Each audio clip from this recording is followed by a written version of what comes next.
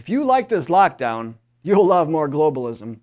On one hand, we've got President Trump calling out globalism for a whole host of problems.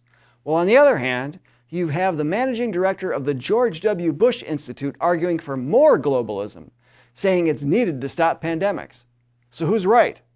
We'll answer that in this episode of Analysis Behind the News, where we provide the perspective that you can use to restore American liberty and independence.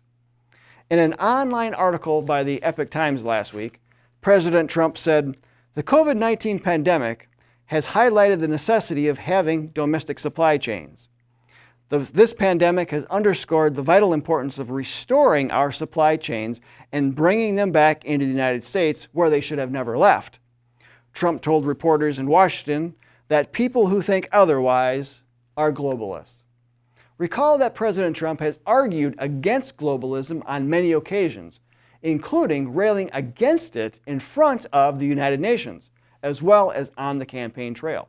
Unfortunately, one of the most disappointing things about President Trump is that he has placed many globalists in many positions in the DC bureaucracy, with one of his worst mistakes being his appointment of a veteran member of the Council on Foreign Relations as the United States Trade Representative.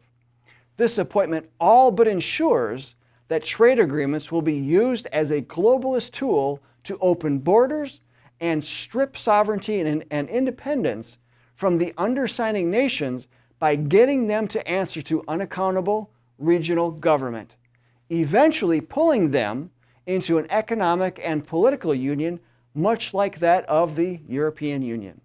On the other hand, Mr. Matthew Rooney, speaking for the George W. Bush Institute, argues quite the opposite.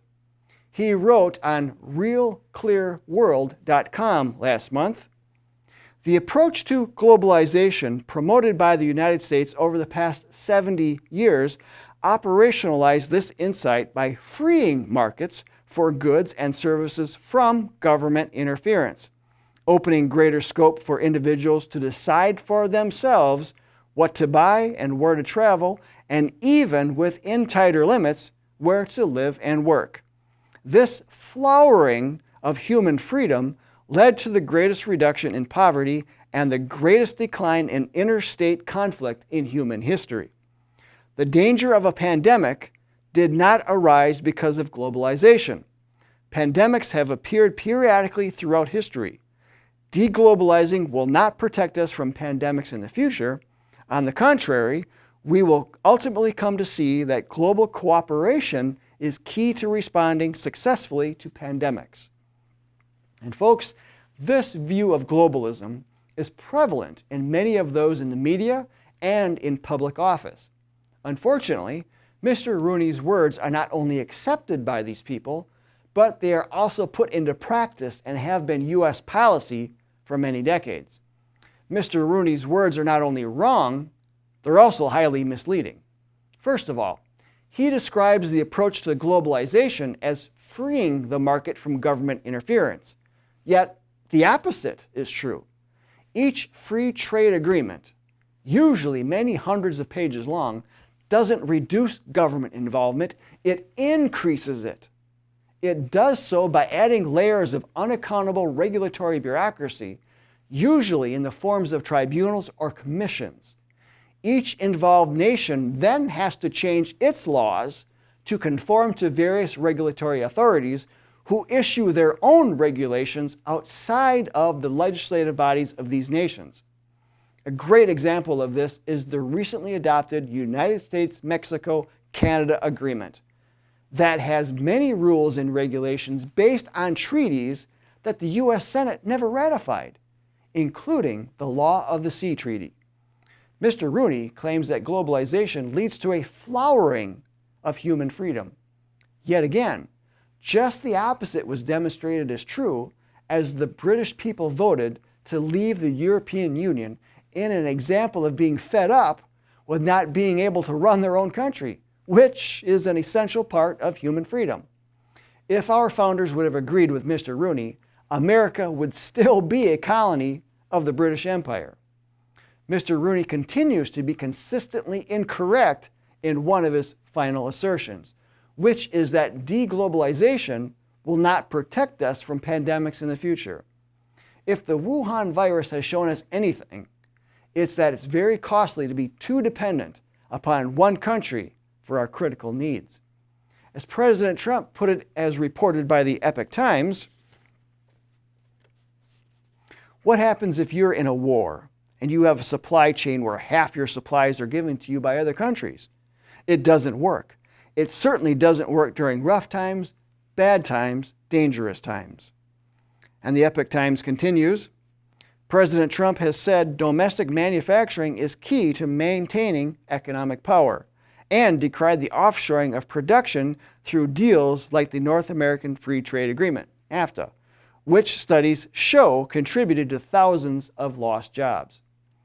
The Epoch Times has also chronicled how China has treated its global trading partners throughout this pandemic, including providing faulty testing equipment, faulty personal protective equipment, threatening to stop supplying crucial materials for pharmaceuticals, and deliberately providing false and misleading information about the scope and extent of the infection within its borders. And the latest reports indicate that China may have actually either manufactured this coronavirus or worked on it in their lab in Wuhan. So how is it that Mr. Rooney could be advocating for closer cooperation with a fellow member of the global community based on this reality? Our founders saw it much differently. They recognized trade as a means to economically strengthen one's own country while providing products not manufactured here.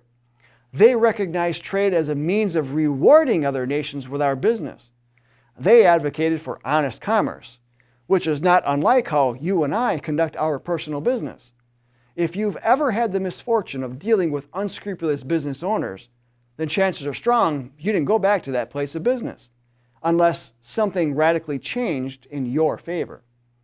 China has a reputation of illegally ripping off American industries by manufacturing and selling cheap knockoffs of popular and successful American products, machinery, and processes.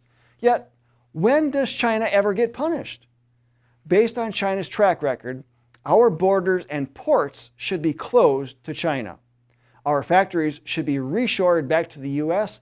and a greater emphasis placed on made in the USA to reclaim our once great manufacturing base. This means cutting government red tape so we are free to mine our own materials to bring back economic stability and common sense. So will we use this opportunity that COVID-19 has given us to jettison our dependence upon China? Or will we continue to go back to the same poison trough to satisfy our lust for cheap products while America descends down the global path to unaccountable government and eventually toward a new world order? That choice is up to you. If you enjoy the heavy hand of government, then merely do nothing at all. If you're ready to get involved to ensure this doesn't happen again, then join the John Birch Society. Our national program works to protect and restore American freedom, liberty, and independence.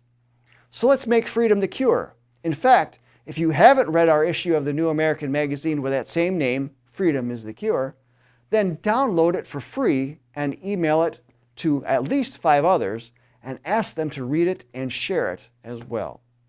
And for additional actions you can take, including telling Congress and President Trump to bring back medicine manufacturing from China, visit jbs.org/COVID-19.